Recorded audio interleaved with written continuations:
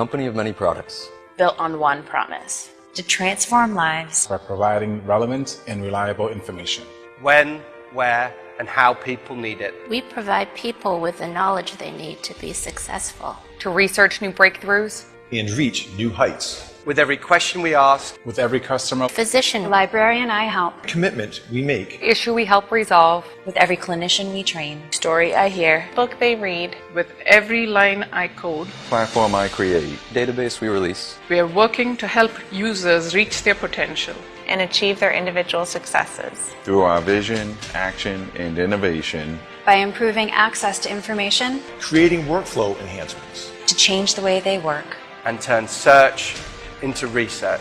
We are EBSCO Information Services. EBSCO Information Services. We are EBSCO Information Services.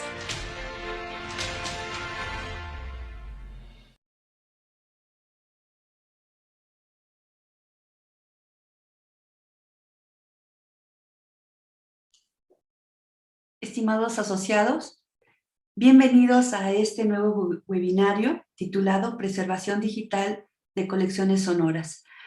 Quiero primero que nada darles la bienvenida a nombre de la mesa directiva y de nuestra presidenta Brenda Cabral para que, bueno, nos acompañe durante todo esta sesión que vamos a tratar temas muy interesantes. Primero que nada, también quisiera presentar a nuestro patrocinador EBSCO, quien en esta ocasión quien nos va a patrocinar todo el webinario. EBSCO Information Service es una división de EBSCO Industries Incorporation, una de las compañías privadas y familiares más grandes de Estados Unidos, que ha estado asociado con bibliotecas e instituciones de educación superior por más de 75 años, entendiendo las necesidades y ganando la confianza. Según la revista Forbes, EBSCO se clasifica dentro de las 200 empresas privadas más grandes de los Estados Unidos. EBSCO mantiene una calificación de solidez financiera en Dun & Bradstreet, que es la calificación más alta otorgada.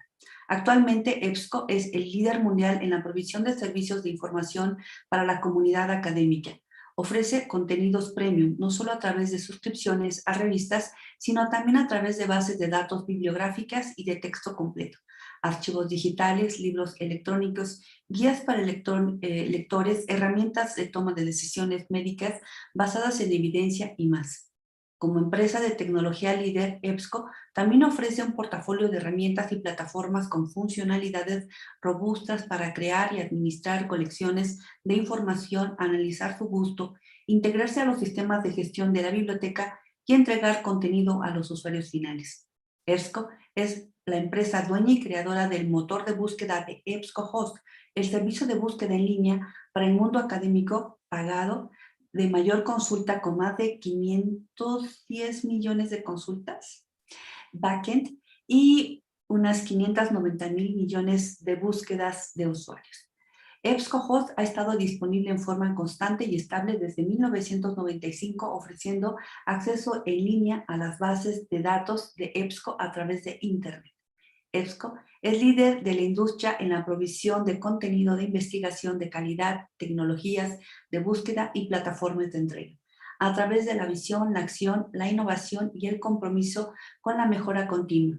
EBSCO invierte en el negocio para garantizar el crecimiento a largo plazo de productos y servicios. Por todo ello, pues agradecemos muchísimo que nos acompañe a EBSCO en este webinario, el cual, pues como ustedes ya saben, tiene un tema muy, muy interesante. Por eso les invitamos a que vayan por su cafecito, que nos acompañen en esta linda sesión.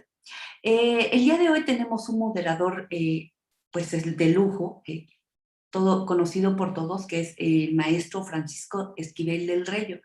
Él, como ustedes saben, es el protesorero de la AMBAC y además de ello, pues es nuestro, prácticamente como nuestro community manager de redes sociales, nos apoya muchísimo en toda la difusión y bueno, pues además de ello, quiero leerles una pequeña semblanza. El maestro del Reyo, Esquivel del Reyo, cursó la licenciatura en Bibliotecología y Estudios de la Información y posteriormente él ha tomado diplomados en Innovación Educativa. Él tiene una gran disposición en innovación educativa con dispositivos móviles. Tiene formación docente en tecnologías de la información, además de programación audiovisual, multiplataforma de contenidos educativos, culturales y científicos de la radio y TV universitaria en la era digital 4.0. Por el Instituto Latinoamericano de la Comunicación Educativa. Es documentalista audiovisual y durante 7 años fue gerente de la biblioteca digital de Uno TV y Claro Sports, estando a cargo de los servicios documentales para la transmisión de los Juegos Olímpicos de Río de Janeiro en el 2016. También ha escrito textos académicos y participado como ponente en foros internacionales sobre documentación audiovisual. Actualmente imparte capacitación en alfabetización mediática y administración de transmisiones en web para instituciones académicas, por ejemplo, la Universidad Autónoma de San Luis Potosí, y es director de Infosferas, el primer canal de GLAM en México, que además está conectado a la SEP y a la Universidad Pedagógica Nacional. Pues por todo ello, creo que tendremos un excelente webinario. Tienes la palabra, maestro del Reyo. Adelante. Gracias, doctora Vega. Gracias por esta gran presentación. Y bueno, vamos a aprovechar el tiempo porque saben que en los medios audiovisuales el tiempo es oro. Agradecemos mucho a LAMBAC estos temas. De verdad es interesantísimo atraer estos temas a la mesa porque LAMBAC está siendo incluyente e inclusiva con todos los aspectos y ahora nos toca a los documentalistas audiovisuales estar aquí con ustedes. Gracias también a EBSCO, a Michelangelo, que vamos a escuchar en unos momentos, y vamos a recibir a nuestra invitada de hoy, la maestra Joanna Morfin. Joanna, bienvenida, qué gusto que estés con nosotros. Gracias. Hola, buenos días a todos. Bueno, es de verdad para mí un honor porque te admiro y te respeto mucho toda tu trayectoria académica y profesional. Y pues la vamos a comentar, vamos a leerla en estos momentos para que todos los colegas que nos están viendo a lo ancho y largo de América Latina conozcan un poco sobre tu trayectoria académica y profesional. La maestra Joanna Morfin Guerrero es conservadora de Time Based Media. Esto tiene que ver con toda la conservación de los medios basados en el tiempo, en estos recursos digitales que tenemos actualmente. Egresada de la Escuela Nacional de Conservación, Restauración y Museografía, es maestra en curaduría por la Universidad de Sunderland y doctoranda de la Universidad de Bristol en Reino Unido. Además, ha recibido becas de CONACYT, Endesa, FDS en España y FUNCA en México para realizar sus posgrados y estadías de investigación en varios lugares, entre ellos el Departamento de Restauración del Museo Reina Sofía. Saludos a los amigos de los museos allá en Madrid. Life Archives de la colección de teatro de la Universidad de Bristol en el Reino Unido y en el Departamento de Preservación del Instituto Holandés de Arte basado en tecnologías electrónicas y digitales en Ámsterdam. También colabora con creadores, instituciones y espacios independientes en la investigación y coordinación de proyectos enfocados a la documentación, preservación y reactivación de acervos en medios analógicos y digitales. Me ha tocado verla en acción, es de verdad maravilloso la pasión que le mete a cada uno de estos proyectos y a través de la combinación de aproximaciones teórico-metodológicas de las áreas de Performance Studies and Variable Media Art Preservation, Morfin desarrolla sus líneas de investigación en torno a la preservación digital, performatividad, digital curation y obsolescencia tecnológica. También formó parte del equipo de la Coordinación de Innovación de Estrategia Digital de la Biblioteca Nacional en la UNAM y de la Coordinación de Memoria Histórica y Cultural de México. De verdad, es un honor que estés con nosotros, Joanna. Gracias por aceptar esta invitación. Y pues vamos a empezar con esta presentación para que nos cuentes sobre el tema. Muchísimas gracias. Suena muy bien, pero soy una practicante normal con ganas de ser como Francisco, tener ese carisma y ese entusiasmo para enseñar. Entonces, tengo varias diapositivas, las voy a recorrer muy pronto porque entiendo que parte de estos seminarios es llegar a la sesión de la plática y a retroalimentarnos. Entonces, si van teniendo algunas dudas, si quieren las anotan en el chat para que regresemos a esas dudas, y si es algo de plano que no me entendieron nada, ustedes frénenme y yo le respondo con gusto. Entonces, ahí les va la pantalla. Perfecto. Le seguimos. Listo, ¿verdad? ¿Ya la pueden ver completa? Perfecto, te vemos y te escuchamos muy bien. Super. Bueno, esta es una foto icónica que a mí me gusta muchísimo porque es un disco duro de 5 megabytes de 1956. Y es a mí me llama mucho la atención porque una de las cosas que siempre detiene la preservación digital es esta cantidad de datos que uno puede tener, el volumen de información. No es muy caro, pero en realidad lo único que se ha abaratado con el tiempo es el almacenamiento.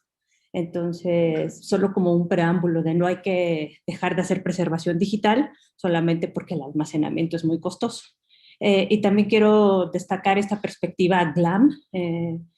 Como mencionó Francisco, yo no vengo de una formación específicamente bibliotecológica o de archivo. Soy una conservadora que le enseñaron a restaurar piedritas, cuadros, pero durante mi profesionalización fui trabajando con artistas que trabajan en medios digitales y electrónicos y de ahí surgió este interés por dedicarme específicamente al rescate de ese tipo de materiales. Entonces tengo una formación que viene de muchos lugares, no solamente del ámbito, insisto, bibliotecológico, y es por eso que le llamo desde una perspectiva GLAM. O sea, ni los archivistas me quieren, ni los bibliotecarios, ni la gente de los museos.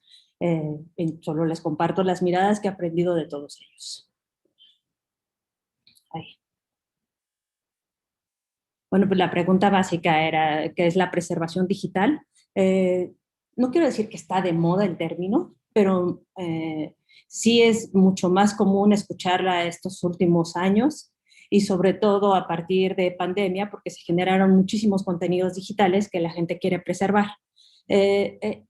Preservar contenidos digitales no necesariamente o no es preservación digital tal cual. La preservación digital tiene una forma y una base, y esa es de la que les voy a hablar. Generalmente lo que se confunde con la preservación digital, sobre todo en materiales analógicos sonoros o de video, es la digitalización. Siempre se piensa que digitalizar es preservar digitalmente, es la preservación digital, y no, es una forma de preservar materiales vía digital, o sea, con una versión digital, pero no es la especificidad de la preservación digital. Otra cosa que se confunde es el almacenamiento. Dicen, sí, ya está guardado, en un disco duro, y también se piensa que solamente eso es la preservación digital, o tener los materiales digitales en plataformas de acceso, que la mayoría inician con esta frase de, esta es una plataforma que preserva y da acceso a estos materiales. Entonces de ahí se entiende, como es un material digital el que esté en esa plataforma, que lo que se está haciendo es preservación digital. Entonces, aunque parece una tontería, sí hay que diferenciar entre lo que es conservación, preservación y la especificidad de la preservación digital. Y a mí tarde o temprano me gustaría movernos a un ámbito mucho más amplio, que no sé cómo podría traducirse para no confundirse con la curaduría digital, pero es esto que se llama digital curation, para entender a la preservación digital dentro de un ecosistema mucho más amplio. Pero bueno, vamos a empezar por lo básico. Cuando se cree que la digitalización es lo que va a salvar al mundo. Entonces hay casos súper específicos, por ejemplo, de la Cineteca Nacional, cuando se quema, en muchos de los comentarios era, si se hubiera digitalizado todo estaríamos salvados. O un caso súper, ya mucho más reciente, de la Universidad Autónoma de Zacatecas, donde hubo numerosas llamadas para solicitar recursos para poder digitalizar su archivo. Nunca llegan estos recursos y deciden deshacerse del archivo porque no hay forma de mantenerlo. Y la respuesta es, sí, por lo menos hubieran digitalizado. Entonces, cuando la digitalización se cree, el parteaguas, si se digitaliza, se salva las cosas. Y no necesariamente. La digitalización tiene una especificidad y dependiendo de los materiales se tienen que seguir ciertos lineamientos, y no todo lo digitalizado se salva. Por ejemplo, el típico que uno pasa por el centro y le dicen, le paso sus VHS a un DVD, se los doy en una USB.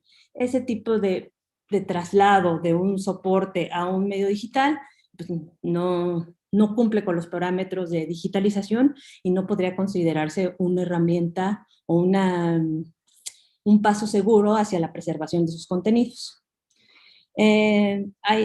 Tengo estas dos. Este es Otra parte donde la digitalización se entiende mucho como preservación es cuando un material está tan deteriorado que se digitaliza y la forma en la que se consulta es digital para que no se esté manipulando y así no se siga destruyendo. O en este caso, que es el video de Ulrike Asley, no se los puedo pasar porque mi conexión es muy mala, pero la presentación está disponible, ya la tiene Francisco. Es un video súper interesante que muestra cómo se degradan los materiales en soportes analógicos, específicamente en cinta, por la forma que tienen de reproducirse. Las cintas magnéticas, pues es un soporte, después del soporte viene un adhesivo donde las partículas magnéticas están acomodadas en cierto sentido de acuerdo a cómo fueron guardadas y sobre ellas un recubrimiento. Entonces, la manera de reproducirse es siempre en un lector que va apretando esa cinta. Entonces, es parte de su vida o está hecha para deshacerse o para irse deteriorando porque funciona por fricción o se reproduce a través de la fricción.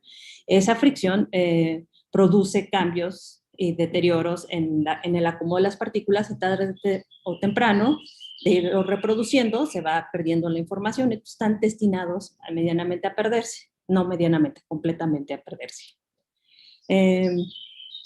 Este es el almacenamiento, el tener las cosas. Eso es una idea muy... Yo no sé necesariamente si las bibliotecas son los archivos, pero en los museos el tener las cosas es una forma de preservar. Entonces tienen sus bodegas climatizadas y tienen todo guardado y asegurado, pero con lo digital es muy difícil que ese guardar se entienda como preservación, porque ustedes pueden tener todos los discos del mundo, los CDs, pueden tener todos los discos externos del mundo, incluso pueden tener en su computadora todos los archivos que se puedan imaginar, pero en el momento que le hacen clic, ese archivo puede no abrirse. Puede decir, necesito un software distinto para leerme. Ya no tengo la información suficiente para renderarme. Entonces, en realidad, el guardar las cosas en lo digital no es una manera de preservar. O, insisto, no solamente tiene que ir acompañada de otras cosas que ahorita veremos. Esta diapositiva es una diapositiva que le robé, literalmente, a Ben Fino-Radi, que es uno de los preservacionistas digitales que están marcando tendencia en los museos ahora, porque se dio cuenta que hay que cambiar en los museos. No sé si esto necesariamente es una idea que se ha compartido en otros dos ámbitos, como las bibliotecas y los archivos, porque los museos ya están recibiendo colecciones que son digitales y son súper distintas. Vienen en discos duros, en CDs o incluso en una liga, y así les llega la obra máxima por la que pagaron $3 millones, es lo que está pasando ahorita de supermoda, esto de NFT, de la criptomoneda, que todo digital está generando una capa económica, pero a él le llama muchísimo la atención porque esos materiales no tienen la forma tradicional ni de trabajarse ni de entenderse en un museo. Entonces, estas son una variedad de cosas que, insisto, se entiende como preservación digital y no lo son. Ahí son muy malas imágenes, pero bueno, ya verán se podrán acercar cuando lleguen. Esto es a lo que me refiero con repositorios digitales que inician describiéndose como un espacio de preservación. Y son espacios que preservan en cuanto al uso de los materiales. O tú tienes tanto acceso a estos materiales que generalmente nunca tienes acceso, que de cierta manera se va construyendo una dinámica de preservación en el imaginario colectivo, como una práctica social, pero no es preservación digital. Incluso en México, hasta ahora, no hay ningún repositorio que esté certificado como un repositorio de preservación digital. Entonces, no podemos confiar en que esos repositorios estén realmente preservando los materiales que subimos. Estos son, en mi caso, que me llaman muchísimo la atención porque pensaba que era un humano tradicional el que sube sus cosas al internet y espera que estén ahí disponibles. Pero últimamente me he encontrado en instituciones que abren su página y tienen su archivo en línea, incluso su página en Facebook, y piensan que es ahí donde van a, bueno, y no piensan, suben ahí sus contenidos, incluso tienen su su canal de YouTube, y van subiendo contenidos como una certeza divina que ahí se van a mantener. Y la verdad es que esas son empresas que pueden desaparecer en cualquier momento y que sus políticas de preservación digital no garantizan de ninguna manera que les van a mantener accesibles y preservados sus materiales. Entonces, este de MySpace fue un caso muy reciente, donde pues, MySpace ya tiene un volumen impresionante de materiales y tiene un montón de formatos sonoros, entonces deciden hacer una migración muy controlada, muy clara, con ganas de seguir con su plataforma, y en ese paso pierden 14 millones de artistas, 14 millones de canciones de distintos artistas, entre ellos la canción icónica de Arctic Monkeys, que fue una con la que se inició este boom de lo sonoro digital. Entonces, claro, entran en pánico y lo salva alguien que es para mí súper importante mencionar, que se llama Jason Scott. Es un preservacionista digital, activista y un radical que trabaja en la Biblioteca del Congreso, y él ha generado una dinámica fuera de la tradición de lo que se entiende la preservación digital. O sea, él empodera mucho a la gente para que sea la gente la que preserve contenidos y los esté subiendo. Entonces tiene Archiveit, que es parte de la Biblioteca Nacional de Estados Unidos, y tiene otras iniciativas ya de emuladores, de muchas cosas que nacieron digitales, y él se ha dedicado a preservar. Su caso más icónico es haber rescatado todos los juegos de Atari, de esto, no, seguro aquí sí todos conocemos Atari. La Biblioteca de Estados Unidos le dijo, no, claro que no, o sea, en cuanto se entere Atari nos van a cortar la cabeza, no lo puedes hacer. Y lo que hizo es que generó tantos usuarios de Atari, de gente que no podía jugar ya Atari, que se emocionó muchísimo Atari, le escribió, le dijo, ay, me encantó lo que hiciste, te vamos a dar más dinero, solo sigue paja estos dos porque eso lo seguimos vendiendo, pero generó una dinámica de relación entre las empresas que quieren ver materiales rescatados, que se sigan usando. Entonces, por eso me gusta mencionar a Jason Scott, porque él lo que hace, insisto, es empoderar comunidades. Tenemos otra que es esta de Groovy Shark, que es otro de los problemas en general de la preservación, y bueno, que ha desatado cosas súper horribles. Groovy Shark es un chavito de 20 y tantos años que se genera su plataforma, es como el abuelito de Spotify, y empieza algo que generalmente nunca se considera en la preservación digital, pero que es súper importante, que es el aspecto legal. Entonces, a él se le hace fácil ir subiendo todas sus canciones, mucha gente sigue subiendo sus canciones, alguna plataforma de mucho uso, haces tu playlist de cuánto te dejan, de la primer cita, todo. Lo demandan por millones de dólares, el chavito no sabe qué hacer y se suicida. Entonces se pierde así a los 3 días todo Groovy Shark, que pierdes toda tu información. Eso parece una tontería, pero yo personalmente pienso, y se me pierden todas mis listas de Spotify, me aviento de un poete porque está ahí toda mi vida musical. Entonces, sí hay una labor humana que está detrás de esas plataformas, que estamos generando contenidos como humanos y no necesariamente la están protegiendo. Y el otro que no tiene que ver con lo sonoro es el bisabuelito de Facebook, Hi-Fi, que también todos encontramos a nuestros amigos de primaria ahí, nos hicimos amigos, nos empezamos a hablar, subimos unas fotos de este tamaño, porque la plataforma misma tiene unas características específicas de resolución y de subir en las imágenes. Lo que pasa es que Hi-Fi desaparece y nos quedamos sin nuestros amigos de la secundaria, de primaria, y desaparecieron todas nuestras fotos.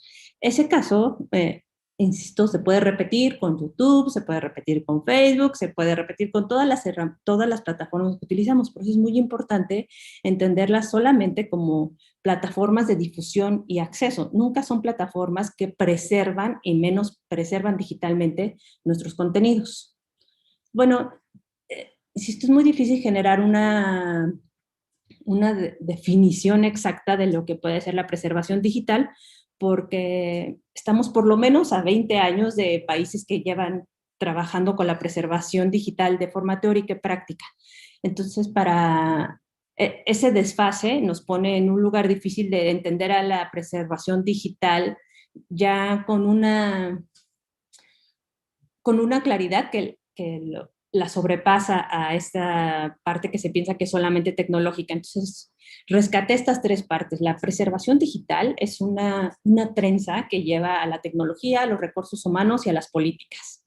No se puede pensar a la preservación digital específicamente como un sistema, porque se necesita un humano que tome decisiones y ese humano tiene que estar capacitado y tiene que saber tomar esas decisiones. Y para que ese humano esté capacitado y pueda tomar esas decisiones, se necesita una política institucional o una política incluso nacional que haga que esos materiales estén protegidos y que tengan un buen camino. Entonces, aunque yo no lo menciono en esta plática, lo esencial o el primer paso con el que debería empezarse cualquier acción de preservación digital es generar tu política institucional, en dónde trabajas y por qué tendrías tú que preservar digitalmente o hacer preservación digital de lo que tienes. De ahí, para generar esa política, evidentemente necesitas un capital humano que esté formado y que pueda decidir y generar de esas políticas todas las estrategias necesarias que debes hacer para asegurar la salvaguarda de esos contenidos, y finalmente necesitas que ese capital humano sepa decidir entre toda la variedad de opciones tecnológicas que tenemos, porque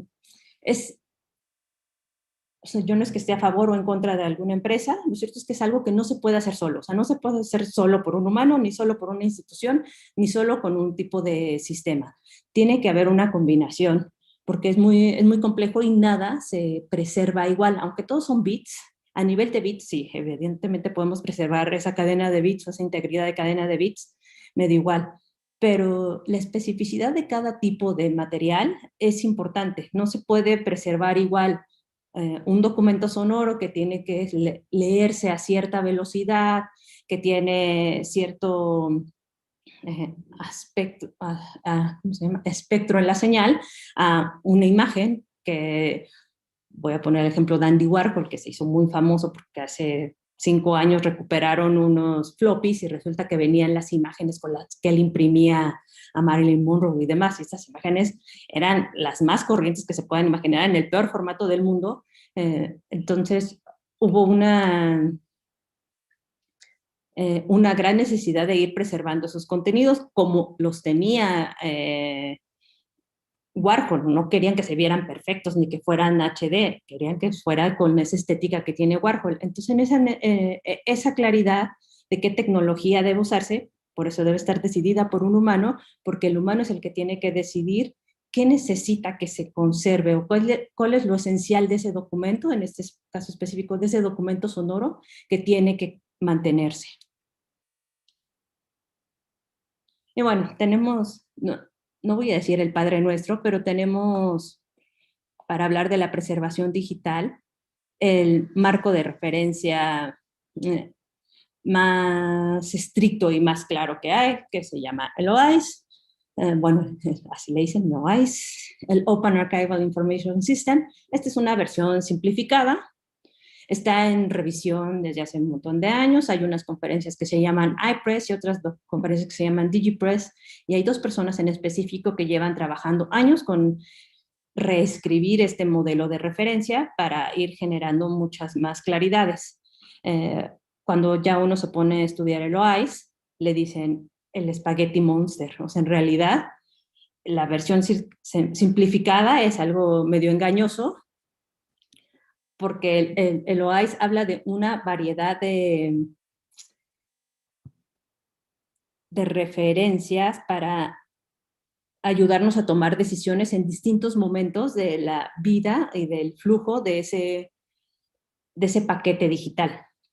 Entonces, bueno, no quiero hablar específicamente del OAIS porque ahí sí se necesita una clase entera para hablar del OAIS y tendríamos que discutir. Lo que sí quiero enfatizar es esto, que no hay que caer en el...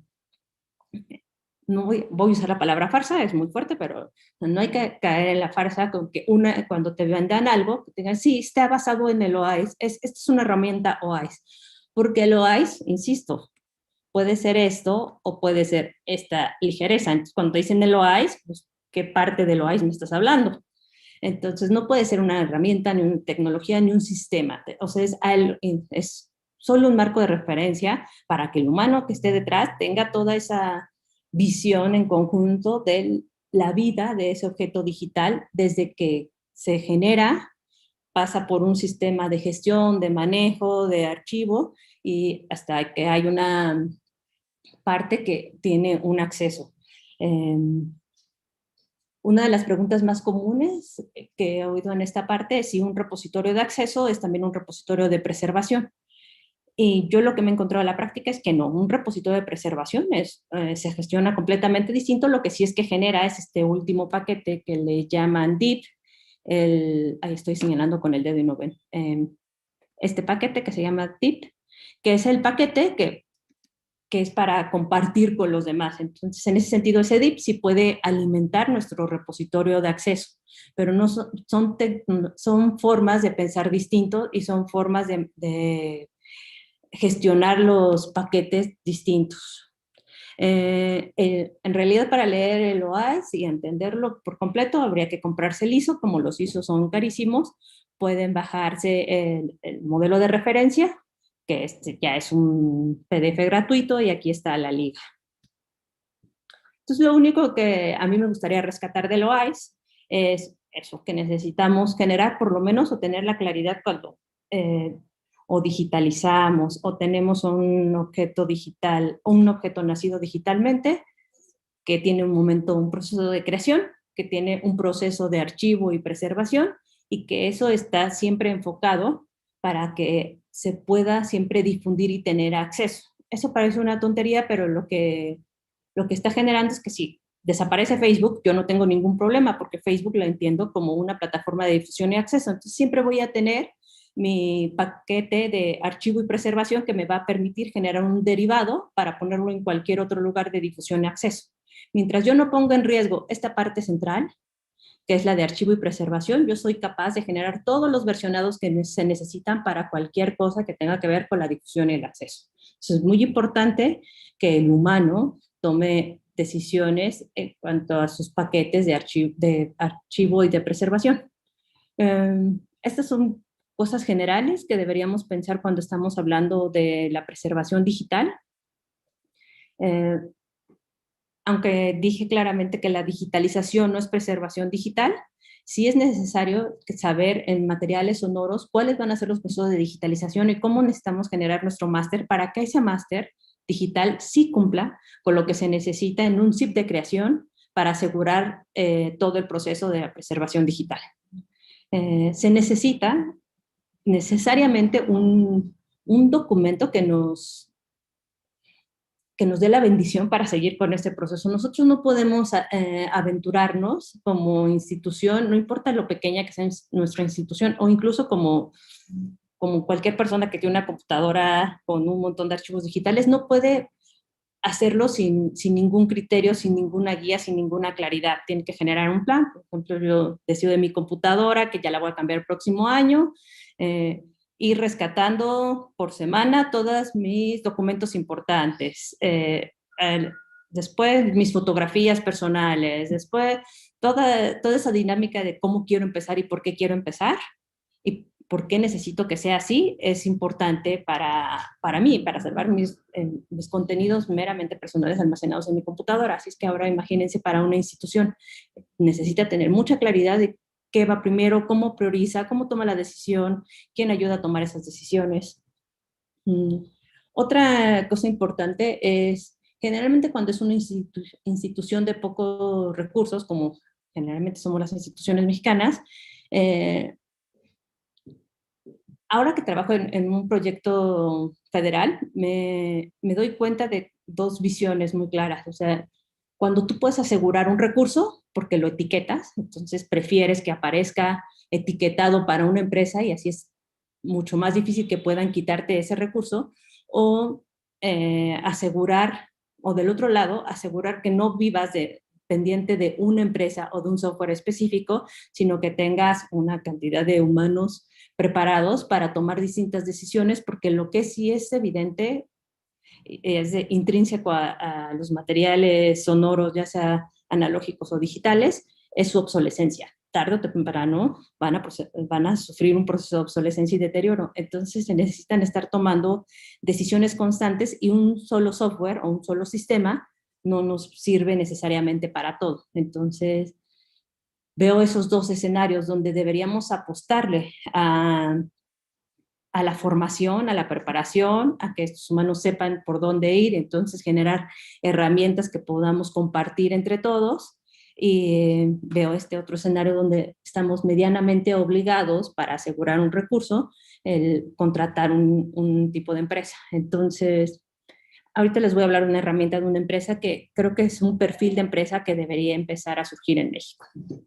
Y bueno, sí, formación, sensibilización, eso es súper importante. No se puede olvidar de ningún plan. O sea, empezar con tu política de preservación digital debería siempre incluir el ámbito de estar capacitando o generando competencias en el personal que esté a cargo de tomar estas decisiones, porque generalmente se ve como muy abstracto. Nuestra política es preservar hacer preservación digital de los materiales más importantes, voy a usar una tontería, para la Biblioteca Nacional.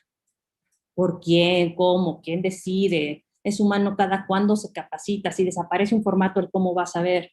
Todas esas cosas están cambiando constantemente, entonces tiene que ser alguien que se esté educando constantemente. A lo mejor ustedes no lo reconocen porque no son del mundo de la restauración, pero en la restauración tradicional, doña Cecilia fue una persona muy conocida porque era una viejita lindísima que iba a una capilla que estaban restaurando y ella, de buena fe, se puso a restaurar una de las imágenes, que es el Ecce Homo, no necesariamente con la intención de destruirlo, sino con la claridad de que pues, era algo destruido que ella necesitaba arreglar y que pues, iba a dar su mejor esfuerzo. Y creo que en lo digital todos nos hemos convertido en doña Cecilia. O sea, todos, cada vez que abrimos un documento que nos dice, ay, este documento no se puede abrir porque ya no tienes el formato, ¿lo quieres cambiar de formato para que se abra? En clic. Sí, en ese momento nos estamos convirtiendo en doña Cecilia, porque de buena fe estamos creyendo que al hacerle clic estamos asegurando los contenidos. No sabemos si le estamos dejando la cara como el Ecce Homo de doña Cecilia. No tenemos esa claridad porque no seguimos una línea de integridad de esos bits o de esos acomodos. Entonces, sí es muy importante prepararnos para dejar de ser doña Cecilia y tomar decisiones mucho más claras. Entonces, bueno, tenemos un mundo real, la obsolescencia. O sea, todos los materiales, insisto, electrónicos o digitales, nacen obsoletos. Tarde o temprano se volverán obsoletos. Entonces hay que estar preparados. No es solamente que ya no se puedan leer cassettes, y ahora sí ya se pueden leer cassettes. O sea, hay todo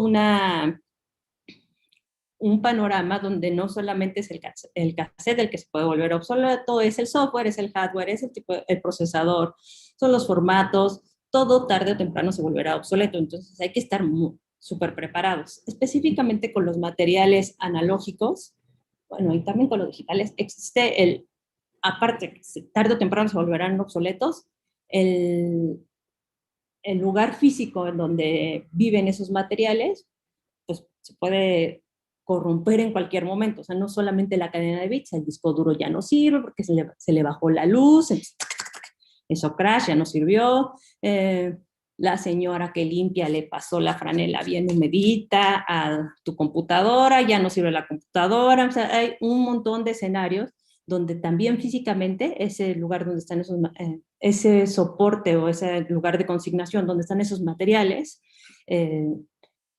sufre deterioros. Entonces, puede ser, o sea, yo he oído muchísimas veces que ante esta intentar rescatar materiales que están, por ejemplo, almacenados en un CD, por favor, hay que rescatar lo que está en CD. No, yo sigo leyendo mis CDs, son de los 90, tengo aquí mi equipo reproductor, está padrísimo, y están felices porque siguen, porque creen en como la vigencia de ese soporte. No, pues ya pasaron 25 años y mira, aquí están mis CDs como si nada. Pero el día que falle ese CD se pierde completamente toda la información, no es que se pierda un pedacito, se deja de leer el CD. Entonces hay una falta de claridad, de la necesidad de generar un camino para ir cambiando de soporte una y otra vez y de plataforma una y otra vez todos estos materiales digitales. Y está Richard Wright, que es ahora es un viejito, y es de los que inició con la digitalización de los materiales sonoros de la BBC. Ya ahora es retirado y trabaja en Presto, ahora se llama Presto Prime, ya no se llama Presto Center. Pero él dijo que si no se digitalizaban para el 2023 los materiales digitales, los materiales analógicos, se iban a perder, porque iba a ser imposible tener la cantidad de reproductores para poder rescatar todos esos materiales. Yo, para que rescate algo que esté en una cinta, necesito tener el lector de esa cinta. Pasó, por ejemplo, en la Biblioteca Nacional, tiene una colección de videos muy grande, se instaló una estación de transferencia, pero pues es un lector de VHS, un lector de 3/4, es un lector, y con los materiales audiovisuales es muy importante hablar del tiempo. Para que yo pueda digitalizar algo que dura 90 minutos, necesito estar 90 minutos. No puedo decirle, ay, digitalízamelo rápido. No, se digitaliza en 90 minutos. Es decir, que si tengo 1600 horas, necesito un humano que esté 1600 horas frente a esos materiales, viendo los procesos de digitalización, más todas las otras horas que se necesitan para todos los otros procesos. Entonces, es muy difícil tener tantos materiales para tantos equipos de reproducción y tantos humanos capacitados para estar viendo esa información. Entonces, él, con la claridad que la señal analógica, pues ya no nos pertenece, ya está por otro lado. Entonces, sí, para Richard Wright era muy importante salvaguardar esos materiales. Pero ¿qué pasa bien en la preservación digital y por dónde podemos empezar? Parece muy complejo generar un camino. Entonces, insisto, sí se debe generar, o sea, debe todo enunciarse y terminar en una claridad de una política y en una claridad de las estrategias que uno necesita.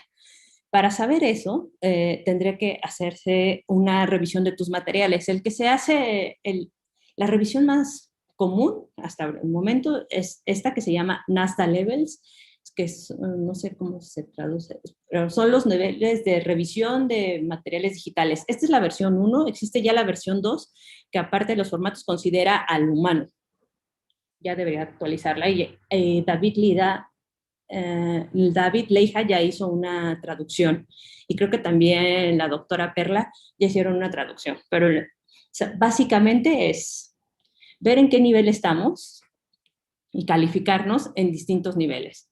Primero en el almacenamiento y localización geográfica de nuestros materiales.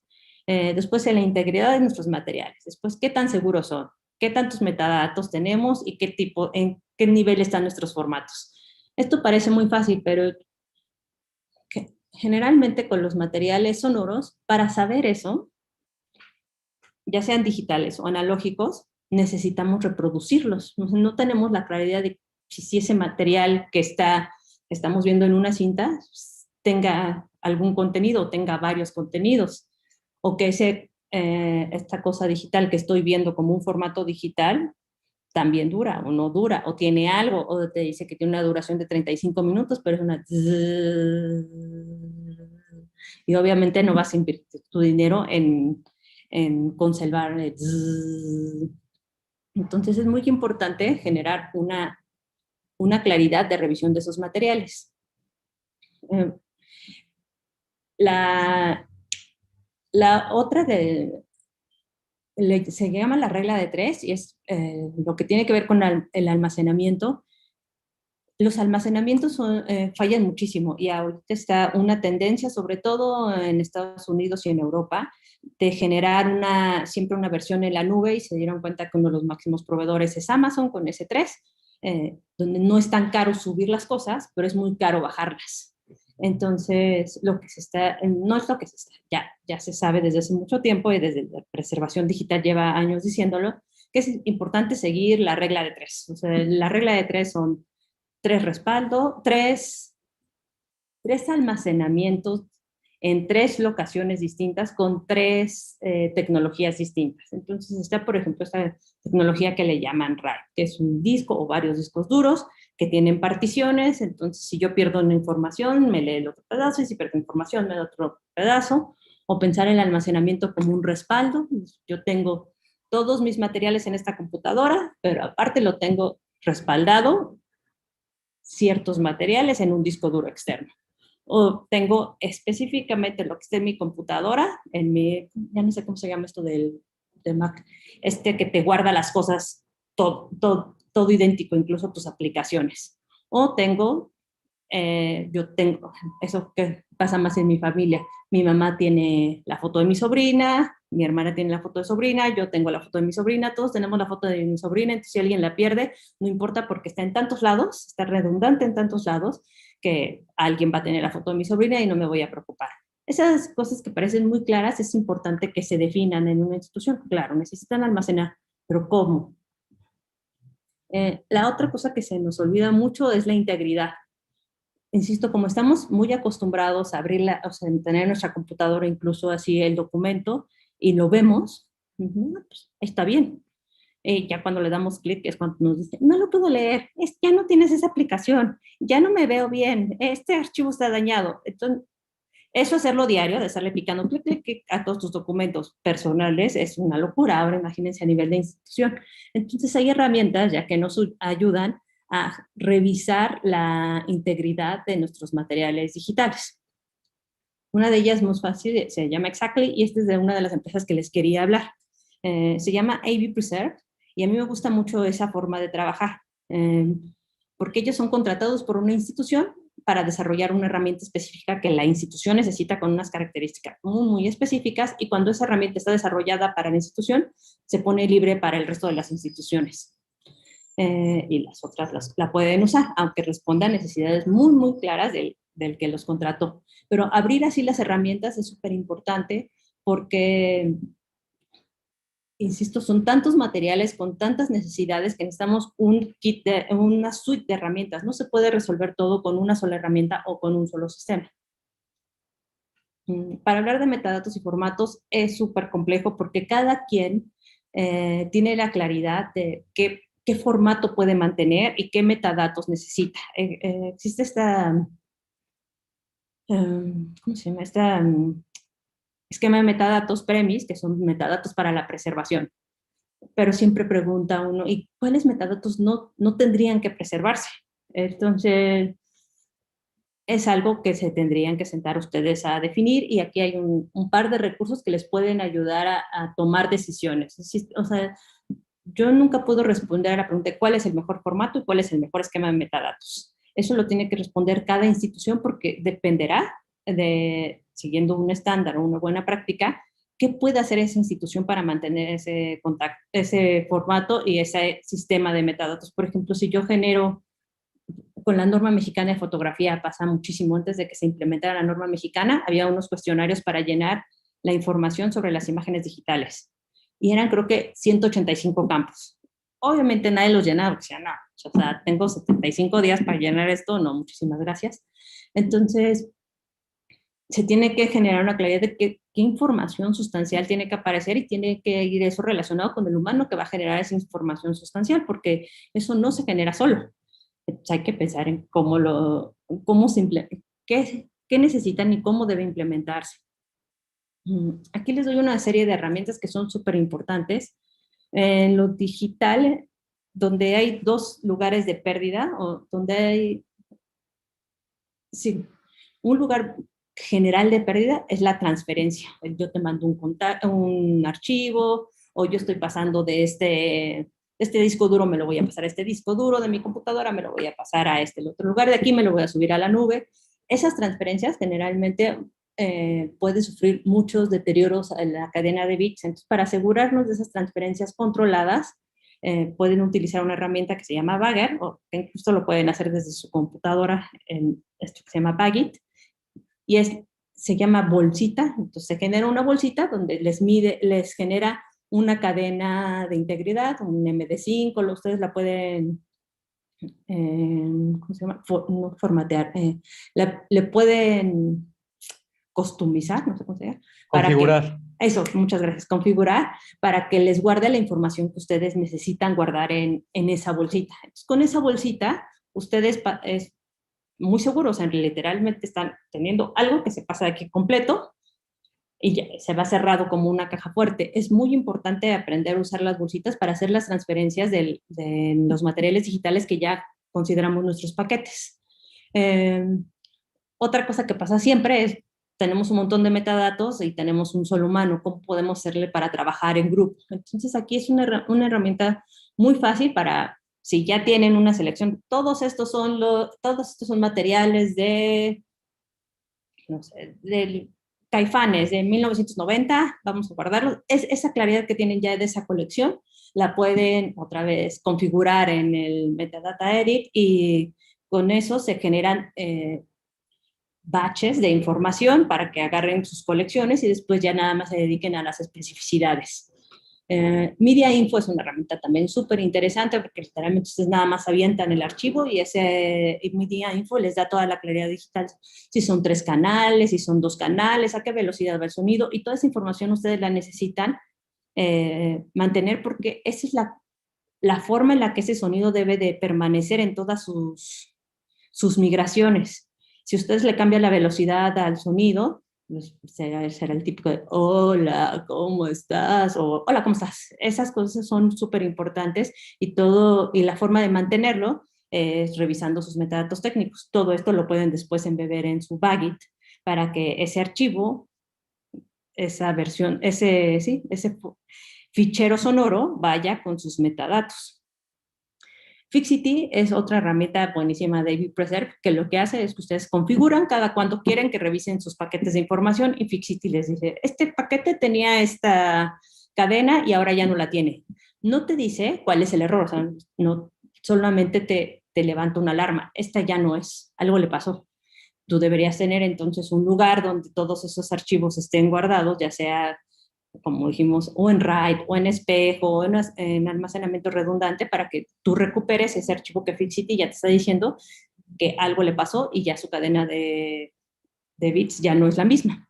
Y Audacity, esta es una herramienta sobre todo para la creación, pero permite editar muchas cosas. Cuando ustedes digitalizan, yo lo he visto sobre todo más en video. Como era costoso tener video, hay grabaciones que son completamente caóticas. Entonces se oye una voz, empieza una imagen, sale otro pedazo de imagen, después o hay imagen sobre imagen sobre imagen sobre imagen. Entonces ustedes sí tienen que decidir qué de eso es lo que quieren guardar. No van a guardar 40 minutos de transferencia, o a lo mejor si los quieren guardar. Lo que ustedes decidan cómo guardar, además, con Audacity, una vez que tienen sus contenidos digitales, pueden hacer esa revisión y esa edición, y permite automatizarlo para generar formato, para guardarlos en formatos que no tienen ningún tipo de compresión. Esto es básicamente lo que tendría que hacer siempre, identificar dónde están esos materiales. Eso parece muy fácil, pero generalmente los soportes analógicos, lo he visto más en los analógicos, se esconden, así como, ay, aquí está toda nuestra colección de libros, aquí está nuestra colección de revistas, y tienes cintas o algo así. Ah, sí, espérame tantito, y las tienen en un cajón, porque como nunca las han visto y no saben qué tienen, y es muy difícil estar revisándolas, las guardan en otro lado donde no se las anden pidiendo o no se las exploran. Lo he visto generalmente en bibliotecas que compiten de esos materiales audiovisuales con los libros. Entonces, pues sí, libro mata cinta, prefieren ver un libro. Igual en las fototecas, imagen mata cinta, como es algo que necesita un aparato reproductor para verse, y si no tienes ese aparato reproductor, en realidad no sabes qué hay ahí y no le das preferencia y si tienes una imagen de Venustiano Carranza, pues evidentemente prefieres salvar la imagen de Venustiano Carranza. Todo eso, evidentemente, va a cambiar, y va a cambiar drásticamente con todos los materiales que nacieron digitales y solamente viven digitalmente a partir de la pandemia. Este boom que hubo de podcast, este boom de todo tipo de conversaciones de WhatsApp, esas cosas van a cambiar. Tenemos que ser muy claros en cómo identificar y cómo seleccionar lo que vamos a guardar, porque ya no podemos darnos abasto con este universo digital que creció un poco a la diestra y siniestra. Almacenar, administrar, auditar nuestros archivos y generar políticas. Eso son las tareas básicas del ciclo de vida para asegurarnos que se van a preservar digitalmente nuestros materiales. Y eso parece muy fácil, pero ya identificar en específico los materiales digitales, dónde los tenemos, siempre es un rollo, porque lo tenemos en nuestra computadora, pero también lo tenemos en un disco duro, pero eso también lo subí a la nube, esto también me lo mandé por el correo, no estará muy importante. Y después cuando identificamos ya en todos los lugares donde está, para decir cuál es. Yo siempre pongo el caso de la tesis, porque es un caso personal, que sí, me iban revisando la tesis, yo ponía tesis final, final con correcciones, tesis final con correcciones, ya última, tesis ya la última que entregué, tesis con revisiones y con imágenes. Y yo al final todas eran finales, y yo no sabía decir cuál de todas. Entonces, para abrirla, revisar, no, sí está no, aquí este ya lo corregí. Entonces, todo eso, como yo no los puse en los metadatos, pues tendría que abrir documento por documento. Eso para un humano, pues es mucho tiempo. Ahora imagínense oírlos para saber cuál es. Si queremos guardar la versión del discurso de Porfirio Díaz para saber cuál es el que está bien digitalizado de toda claridad, tendremos que oírlos otra vez 14 horas, a ver cuál es. Era este, mira, en el minuto 32. Todo eso es muy importante que ustedes lo vayan escribiendo y vayan generando un manual de procedimientos de cómo van a trabajar sus materiales sonoros. Es súper importante la reproducción de esos materiales para saber que sí se guardaron y se digitalizaron y se guardaron como ustedes lo necesitan. Y es súper importante identificar cuáles ya no son visibles o ya no se pueden abrir. Hubo todo este boom de los DT, sí se llaman DT1, DT3, un formato ya nacido digital, pero en soporte de cinta. Y hay tantos formatos de DT que es imposible ya leerlos todos. O sea, de hecho, las máquinas es como el LTO, nada más tienen 2 generaciones anteriores, pero ya lo demás ya es imposible de rescatar. Entonces, también empezar por lo que fácilmente podemos rescatar, lo que podemos tener ya visible, después generar algo específico para rescatar algo que es mucho más complejo. Poner metadatos, tener una política de nombrado de documentos. Eso es súper importante porque revisarlos para que sean, a mí me pasa, yo siempre me digo que soy una digital hoarder, veo que alguien subió, aquí está el libro de no sé, naturaleza muerta, claro, me interesa muchísimo y me lo bajo. Y a la semana alguien más, ¿ya se bajaron este libro de naturaleza muerta? Y yo, sí me lo bajé o no me lo bajé. No, mejor de una vez me lo bajo, no vaya a ser del diablo. 2 años después el de naturaleza muerta, creo que me lo había bajado, pero quién sabe dónde quedó, me lo vuelvo a bajar. Y de repente tengo 4 documentos que se llaman distinto, que pienso que son distintos, y al momento de correrle la revisión de integridad me doy cuenta que son idénticos y que los he mantenido y he pagado todo un sistema de almacenamiento y los he pasado de un lado a otro, 4 cosas iguales. Entonces hay que revisar nuestros materiales, auditarlos y ver qué sí queremos guardar y cómo lo vamos a guardar. Bueno, lo importante es que no estamos solos, aparte de tenernos el uno al otro y tener, en este caso AMBAC, para apoyarnos en esta formación. Tenemos también a muchos compañeros externos trabajando desde distintos perfiles que nos pueden ayudar. Entonces uno de ellos es Ritasa, que está dando una serie de seminarios, todos siguen accesibles, lo pueden bajar y ya está trabajando directamente con AV Preserve. Este de aquí abajo se llaman Digital Preservation Coalition, ya están generando materiales en español y ya tienen una guía básica para entender qué es la preservación digital, porque es muy difícil cuando tienes 2 tipos de colecciones, la analógica y la digital, que te den recursos para los 2. O sea, necesito catalogar mis cassettes. Ok, sí, ya hay para el dinero. Necesito catalogar mis cassettes digitalizados.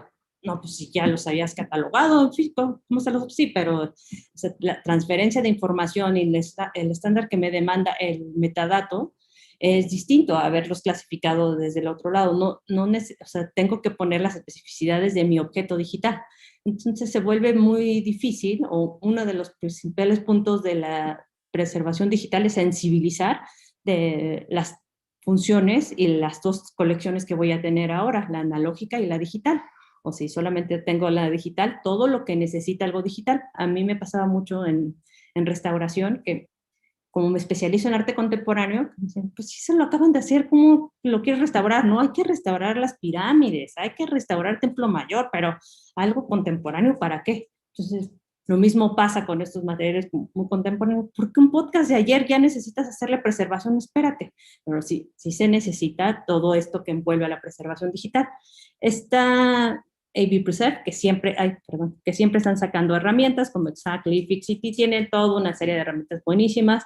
Tienen una que no es una herramienta de preservación, pero es una herramienta de concientización que se llama calculadora de costos. Entonces ustedes ponen cuántas horas de un humano y cuánto invirtieron en la digitalización, entonces cuánto costaría que eso se pierda para que les den dinero entonces, para hacer preservación digital.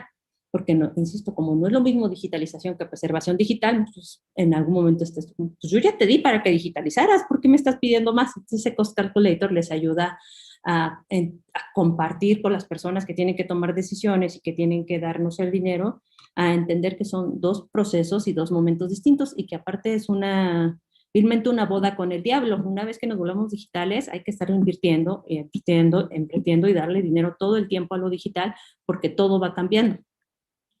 Esta tabla es, siempre le pico mal, esta tabla de colorcitos es un proyecto buenísimo que hubo en Estados Unidos que se llamaba literalmente toma decisiones de preservación digital aún siendo pobre.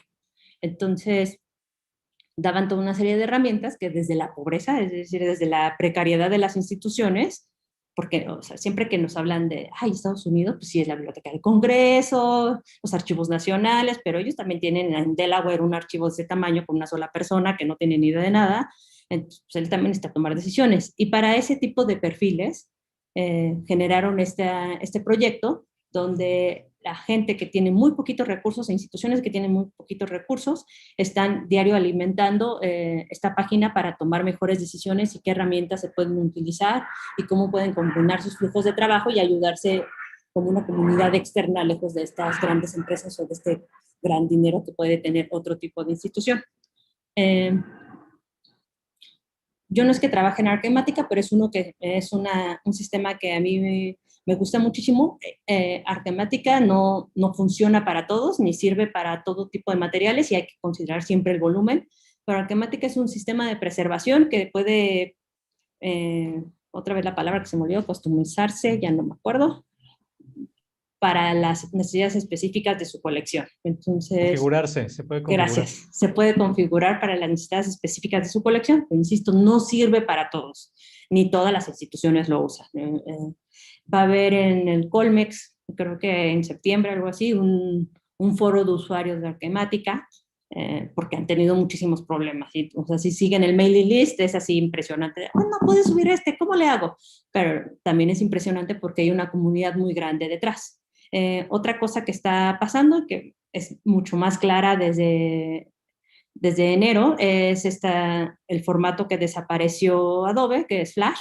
Entonces, todos esos contenidos sonoros o audiovisuales que estaban en Flash ya no se pueden leer. Entonces, Web Recorder y Rover son dos herramientas que les permiten ver y salvar materiales que están en ese tipo de formato, pero en general, esta Web Recorder es una herramienta que súper recomiendo para todo lo nacido digital.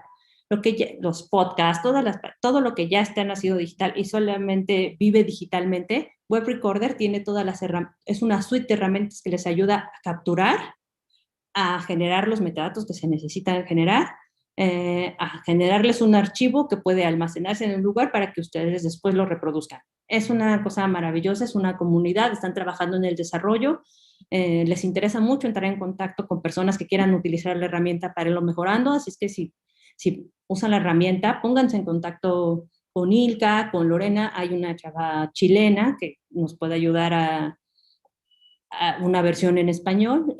Pueden contactarlos todo el tiempo porque les interesa mucho estos procesos de captura de información. Tenemos otros grupos ya académicos que están desarrollando investigación, como el Grupo de Preservación Digital, que tiene está en la UNAM, pero participan gente que también es de fuera del UNAM, APREDIG, que la idea es que tarde o temprano tenga unos talleres donde te puedas certificar en procesos específicos de la preservación digital. El programa de habilidades digitales del Instituto de Investigaciones, de la Biblioteca Nacional, también tiene muchos de cómo puedes hacer visibles tus colecciones sonoras. Y de CIPAD es un evento muy viejito que organizamos en el INA, y algunos de esos materiales todavía están en el canal de YouTube del INA, y es muy interesante porque ya se confrontaban dos instituciones extranjeras con una institución nacional. Y estaba padrísimo porque ahí se veía no solo que estábamos años luz, sino que tenemos que tomar decisiones distintas, porque no teníamos ni la cantidad de gente, ni la cantidad de dinero, no nos parecíamos para nada. Entonces, seguir una política igual a la Biblioteca del Congreso era imposible para una institución mexicana a nivel práctico. Entonces, algunas de esas mesas son bastante interesantes porque les pueden ayudar a tomar decisiones más con los pies en la tierra. Este libro que acaba de salir de la doctora Perla, y ya se lo encuentran en todas partes. Y ya, perdónenme, hablé muchísimo. Le agradezco a todos ustedes por su atención, a Francisco por la invitación, a AMBAC por la iniciativa. Está increíble que siempre se buscan espacios para compartir desde distintas ópticas cómo hemos intentado resolver a lo que nos enfrentamos. Las distintas personas que siempre me han apoyado a generar y actualizar la información que les comparto. Muchísimas gracias. Bravo, de verdad. Yo, de verdad, Joana, qué gran capacidad de concentrar todo en estos pocos minutos. Estaba a punto de pasarte la tarjetita de vamos a cortarle, pero llegaste a tiempo perfecto. Y bueno, para tomar aire, antes de entrar a la sesión de preguntas y respuestas, que tienes bastantes preguntas de parte de todos los amigos invitados, la audiencia que está en Zoom y los amigos, colegas que nos ven en YouTube. Vamos a pasar lista para saludar a los invitados de esta sesión. Nos ven de la Universidad La Salle en Ciudad de México, la Universidad Michoacana de San Nicolás de Hidalgo, la Biblioteca de las Artes, el Centro de Documentación para Prevenir la Discriminación, la Universidad Tecnológica del Valle de Toluca, la Autónoma de Querétaro, Centro de Documentación del Consejo Nacional para Prevenir la Discriminación, ya lo repetí, Universidad Tecnológica del Valle de Toluca. En el extranjero, la Universidad Nacional de Loja, Instituto de Historia Marítima de la Armada, Universidad de Costa Rica. Tenemos saludos a todos los amigos que están conectados de Ecuador, Honduras, Costa Rica, Argentina, Guatemala, y a los nacionales, obviamente, aquí en Ciudad de México, en Michoacán, en Sonora, el Estado de México, San Luis Potosí, Querétaro y Puebla. Pues mándales un gran saludo a todos los que nos están viendo, yo. Muchísimas gracias a todos, qué bonita audiencia. Felicidades por siempre estar atentos y con ganas de saber más. Y aquí se apareció Chapingo, están aquí presentes también de Chapingo. Yo soy ecatepense, así es que el Estado de México. Aquí arriba. Y bueno, ahora sí, vamos a jalar aire y a pasar a las preguntas que están interesantísimas. ¿Te leo la primera? Sí, por favor. Viene. Primera pregunta, ¿existe alguna empresa o institución que proporcione el servicio de preservación de medios audiovisuales al público en general? Hay muchísimas empresas nacionales y extranjeras. Yo no podría decir qué empresa hay. Lo que sí les recomiendo leer es un documento que es de la empresa esta que se llama AV Preserve, donde dice cómo puedes seleccionar una nube para guardar tu información. Entonces ahí viene una serie de criterios de cosas básicas que deberías preguntarte para trabajar con alguien. Con la empresa que tú decidas trabajar, serías tú como institución el que tiene que poner la línea. Entonces, cómo te van a dar tu información, cada cuándo, qué metadatos, todo eso tú tendrías que decidirlo para que sea una empresa que cumpla con lo que tú necesitas. Entonces, lo importante sería, en esas dos ligas que que están en la presentación de la Biblioteca del Congreso, la otra, ahí pueden encontrar una serie de características de cómo es un formato con niveles de preservación digital. Entonces, evalúen esa empresa para que les ofrezca lo que ustedes necesitan. Otra vez, en esta que es y no es una empresa, o sea, en AV Preserve encuentran muchos materiales para tomar decisiones. O sea, no decidan por AV Preserve. Aprendan a decidir cuál es la que les conviene a ustedes por el dinero que tienen. O sea, también es muy difícil para, por ejemplo, con AV Preserve ha pasado, trabajar porque como el gobierno mexicano, el gobierno paga una vez que ya se hizo el proyecto, pues ellos no pueden estar esperando así de, ya llevamos 2 años. Entonces hay muchas decisiones detrás, políticas económicas de gestión que deben considerar para decidirse por una u otra empresa. Lo que sí es súper importante es que se aseguren que les van a dar sus materiales íntegros, que ustedes siguen siendo dueños de su información y que vienen completamente documentados. No les pueden dar archivo solo sin sus metadatos y no pueden darles un máster digital que sea ya desde el principio con presiones, porque entonces ustedes ya de ahí no van a poder generar todos los derivados. Necesitan un archivotote precioso que se pueda derivar en 40,000 formas por los siguientes 20 años. Perfecto, maravilloso. Qué bueno que nos aclaras toda esta parte. Luisa Sánchez pregunta, ¿qué pasa con los derechos de autor al preservar los materiales? En el OAIS existe un momento en cuanto tú creas el ZIP, que les preguntes. Generalmente los archivos y las bibliotecas no lo tienen tan claro como lo tenían los museos. Cuando los museos adquieren un material, le preguntan al creador de ese material, ¿cuál es lo esencial que se debe de preservar? Estoy poniendo el ejemplo de una pieza de arte sonoro. En esta pieza de arte sonoro, ¿cómo quieres que no que se conserve, sino cómo quieres que se pase de un soporte a otro, porque tendrá que pasarse de un soporte a otro, y cómo lo vamos a usar? Hay ahora una iniciativa que se llama Right Statements, aparte de los Creative Commons. O sea, los Creative Commons lo decide un creador, pero si tú eres una institución que no tiene al creador al lado, puedes decidir cómo usar esos materiales. Y Right Statements ya tiene sus políticas en sus declaraciones de uso en español, y también están súper interesados en trabajar con instituciones para generar especificidades por países. Entonces pueden acercarse a ellos. Ahorita la que dirige el proyecto se llama Julia Fallon, y tienen a Ariadna, que es una española, por si quieren comunicarse en español, para generar statements que les sirvan a ustedes. Entonces hay muchos statements, muchos tipos de declaraciones donde ustedes pueden decir, esto se puede utilizar, se puede oír, pero no se puede bajar, esto se puede oír y solamente con fines educativos.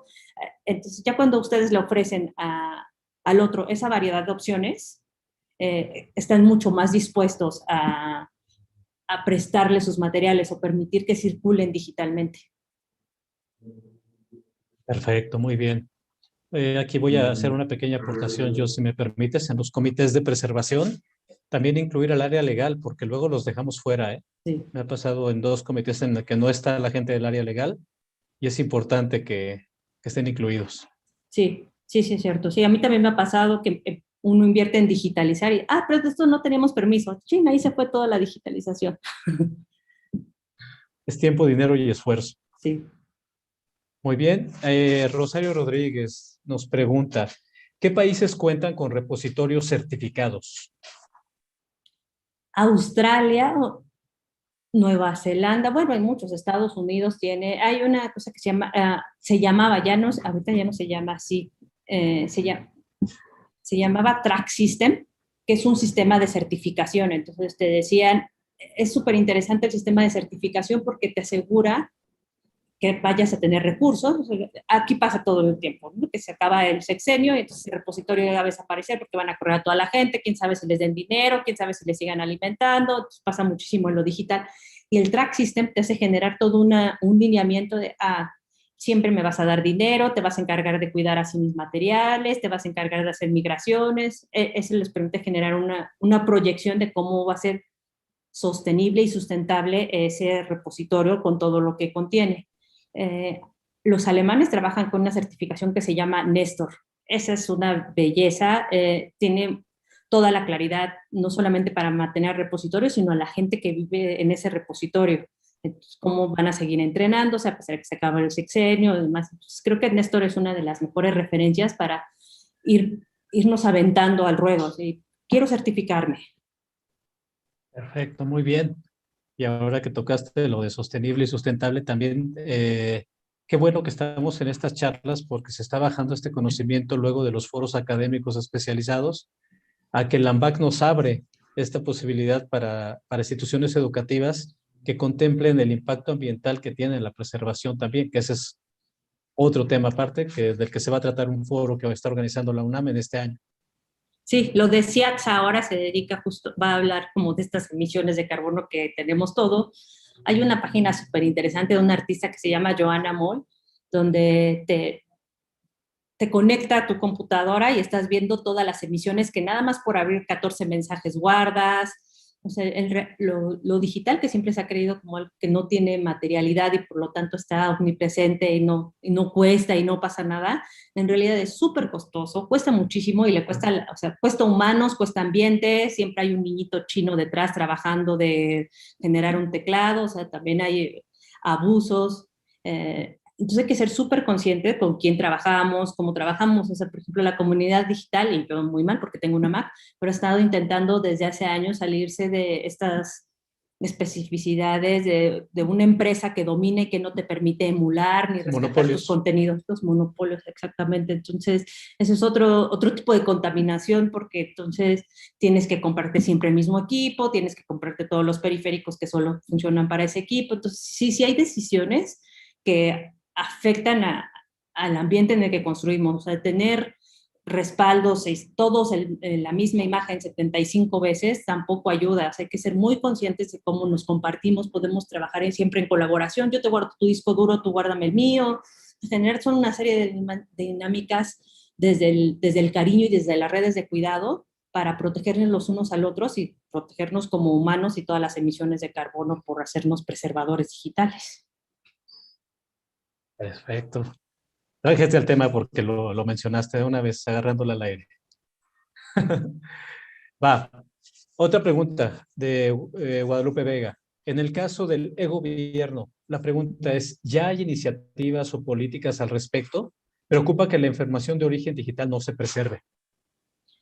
Como tal, la única gran iniciativa es la de datos abiertos que generó Peña Nieto, pero en realidad no hay hasta ahorita, o sea, no hay una obligación de repositorios con así que tengas cierto tipo de formato, ni cierto tipo de software, ni siquiera que tengas como una información que se dialoga. No estamos obligados. Es un poquito como el decreto de depósito legal. O sea, hay toda una buena intención detrás y mucha gente que trata de hacer lo mejor posible y muchas buenas prácticas, pero no hay una claridad. O sea, nadie te mete a la cárcel si desapareces un repositorio. Si mañana desaparece Mexicana, o que son los repositorios de cultura, o el repositorio de Lina, pues sí habrá una gran comunidad que se queje, pero oficialmente no hay, como el patrimonio digital no está reconocido, y esto solamente es generalmente se entiende como una versión digital de los materiales, entonces pues no hay una necesidad de cuidarlo, pero lo nacido digital, que solamente está en esos repositorios, no hay ninguna custodia. Desde la Biblioteca Nacional se está trabajando en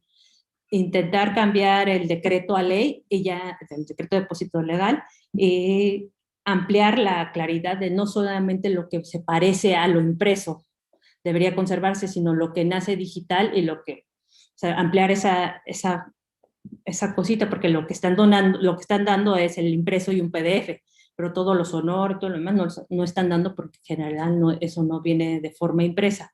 Entonces sí, legalmente o desde el gobierno no existe una claridad. Los únicos que entiendo que están trabajando con eso es la Biblioteca Nacional para impulsar una ley de depósito legal que incluya lo nacido digital. Sí, y esto obviamente se exponenció, ya lo veníamos hablando en foros desde hace, ¿cuándo fue CIATS? Voy a delatar la edad que tenemos, pero ya tiene varios años que venimos diciéndolo, pero de la pandemia pues vino a dinamizar todo esto, fue un catalizador de más cosas.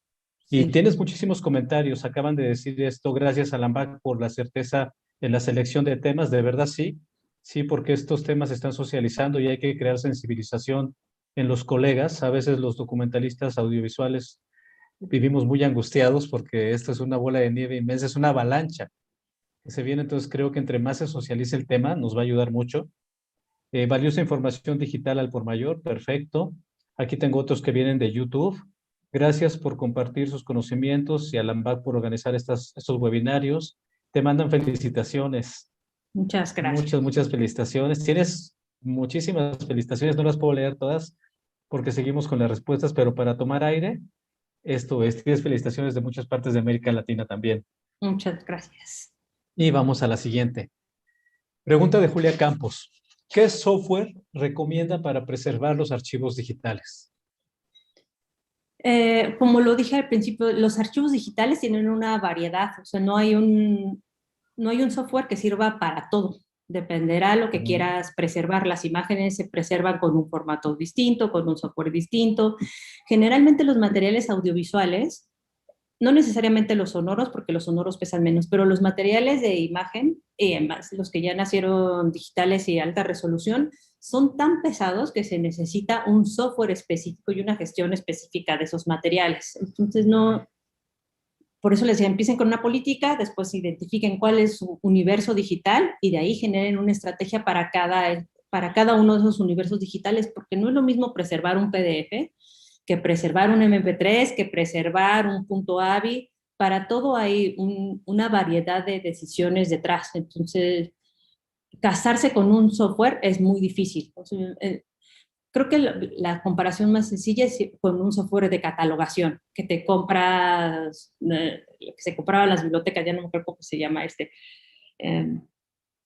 bueno, pero tú te compras un software de catalogación y entonces tienes ciertos campos y cuando le quieres escribir otra cosa, pues resulta que no existe el campo. Y tú necesitas ponerle el tiempo, porque para ti es importante, esto es un material que tiene una duración, no un número de páginas, y pues ya no existe eso. Entonces, en donde dice número de páginas, tú le pones en los minutos. Entonces, te tienes que ir generando tus propias formas de resolver eso que el software no te puede dar. Por eso no creo que exista un software que te resuelva todas las problemáticas de todos los materiales digitales con los que te enfrentas. Sí debería ser, insisto, esta decisión humana para identificar con mis PDFs, tengo estos problemas, propongo que se haga con este software. Con todos mis archivos audiovisuales en este formato tengo este problema, propongo que se haga con esto. Porque si la tecnología siempre está cambiando y no hay una sola cosa. Perfecto. Y es ahí donde volvemos a los comités de preservación, que es tan importante. Sí, dialogar, estar en Multidisciplinares, contacto, sí. Trabajar en colaboración. Lo que está pasando ahorita en los europeos es una herramienta que se llama VACA, CAO, que lo que están haciendo es compartiendo sus flujos de trabajo. O sea, les digo, ellos ya tienen 20 años haciendo preservación digital, entonces está la biblioteca de Holanda, la biblioteca de Alemania, y todos ellos se juntan en estas sesiones, que es una página de Wikipedia, aparte donde la pueden hacer. Y van compartiendo su flujo. Yo esto lo hago con Archeimática y lo hago así, un señor decide aquí, de otro sigue. Y entonces, al comparar sus formas de hacer y sus decisiones, han resuelto muchas cosas. Literalmente el alemán diciendo, ay no, yo siempre lo había hecho en este momento de la vida, tendría que hacer después, te salió mucho más barato a ti. Entonces, desde decisiones prácticas hasta humanas, han salido a partir de ellos compartir sus flujos de trabajo. Quién decide, cómo decide, qué compraron, dónde lo compraron. Todo eso les ha ayudado a mejorar muchísimo y por eso hay ahorita una reevaluación del OAIS para ya generar desde 20 años de aplicación de ese modelo de referencia hacia dónde nos movemos. Entonces, así se llama COW, para que lo busquen. Ya lo puse como VACA, ahí está. Exacto. Listo. Y ya para terminar, es importante la última pregunta que nos manda Alicia Martínez. ¿Cuál sería la preservación ideal? Voy a decir una tontería. La preservación ideal, bueno, no es una tontería, sino más bien no sé cómo compartírselo. La preservación digital ideal no es un concepto, es una práctica. Es que diariamente nos estemos que estemos conversando, que estemos dialogando, que tomemos decisiones, que nos estemos informando, que estemos siendo críticos con lo que decidimos, siempre movernos, ¿no? Tampoco ser muy proactivos, tomar decisiones constantemente. Ya decidí PDFs, me muevo, ahora me voy para MP3, ahora me voy para este tipo de formación, porque generalmente las instituciones estamos esperando a tener como un gran plan. Voy a escribir mi plan de preservación digital, que me tomó 16 años. Y ya cuando pasaron los 16 años, ya la mitad de tus materiales son obsoletos, ya la mitad de las personas ya no trabajan ahí, se pasan muchas cosas. Entonces creo que lo ideal es ser proactivos y entender a la preservación digital como algo que se hace, que hay que irlo haciendo para irlo aprendiendo y decidiendo. Perfecto. Joana, de verdad, muchísimas gracias por esta sesión maravillosa. Quedan muchísimos comentarios todavía, pero ya sabes que en los medios digitales también el tiempo es oro. Estamos ya para invitar a pues nuestras autoridades del AMBAC. Te agradecemos mucho. Creo que ya está la doctora Brenda Cabral con nosotros. Vamos a ver. Gracias a todas las personas que colaboraron con nosotros en el chat y gracias por el apoyo logístico a nuestros compañeros de AMBAC que siempre están al pie del cañón apoyándonos con todas las cuestiones técnicas. Bienvenida, doctora Cabral. Bueno, pues es un gusto para mí, sobre todo estos temas tan interesantes y tan necesarios, sobre todo para la conservación de material. Entonces, realmente agradezco mucho a Joana, pues su gran experiencia, porque además ella no nada más nos estuvo platicando lo que dicen los autores o lo que dicen los teóricos, sino también esta parte de las experiencias que a veces es muy rico y ver que no nos tenemos que estar esperando hacer un gran plan o un gran proyecto de preservación, sino que debemos de hacer algo, acciones, pero actuales y ya para poder salir adelante. Entonces, muchísimas gracias a la maestra Joana Morfín Guerrero, conservadora de Time Base Media. Y bueno, aquí le damos su constancia, por favor, si me la ponen aquí en la... Muchísimas gracias, maestra Joana Morfín. Aquí la Asociación Mexicana de Bibliotecarios AC otorga la presente constancia a la maestra Joana Morfín Guerrero por su participación como ponente del webinario Preservación Digital de Colecciones Sonoras, impartido en la Ciudad de México el 15 de junio de 2021. Muchísimas gracias. Y bueno, pues también a nuestro querido moderador, el AMBAC también le otorga la presente constancia al licenciado Francisco Esquivel del Reyo por su participación como moderador de este webinario. Muchísimas gracias a ambos, muy interesante y además muy ameno el webinario. Ahí estuve escuchando y cómo iban platicando y además las respuestas, tanto las que hicieron por parte de todos nuestros asociados y público en general en las redes sociales, como también las respuestas que nos fue haciendo nuestra querida Joana Morfín. Entonces, mil gracias a todos y a los asistentes. Ahora bien, los invitamos a que nos sigan acompañando con nuestra empresa amiga EBSCO. Y ahorita nos va a platicar un poquito más sobre la empresa Michelangelo Viana, quien es bibliotecario y analista del sistema de sistemas. Se unió a EBSCO en junio de 2018 como gerente de capacitaciones y ahora es gerente de innovación de software como servicio para América Latina y el Caribe. Antes de unirse a EBSCO, Michelangelo trabajó como bibliotecario de sistemas a cargo de toda la tecnología para bibliotecas, incluyendo sistemas de automatización, implementación de RDA, RFID, descubridor y el repositorio institucional. Fue coordinador de la red de bibliotecas de la Pontificia Universidad Católica de Río Grande do Sul, en Brasil.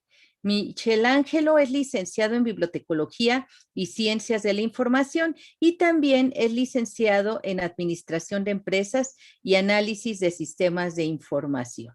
Entonces, bueno, pues nos da mucho gusto recibirte y que nos puedas platicar un poquito más de nuestra querida empresa amiga EBSCO. Adelante, el micrófono es tuyo. Perfecto. Entonces, también a ustedes un gran gusto de estar con ustedes acá en este webinario y hablar también de este importante tema.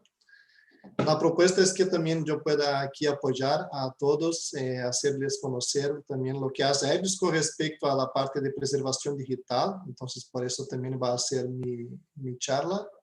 Yo voy aquí ya a empezar a compartir mi pantalla para que ustedes puedan también ya verificar la propuesta de la temática. Entonces, por favor, me avisen cuando ya estén viendo. Ya se ve, ya se ve, Michelangelo. Sí, perfecto. Entonces, a Brenda, Francisco, Joana, también un gran gusto estar aquí con ustedes.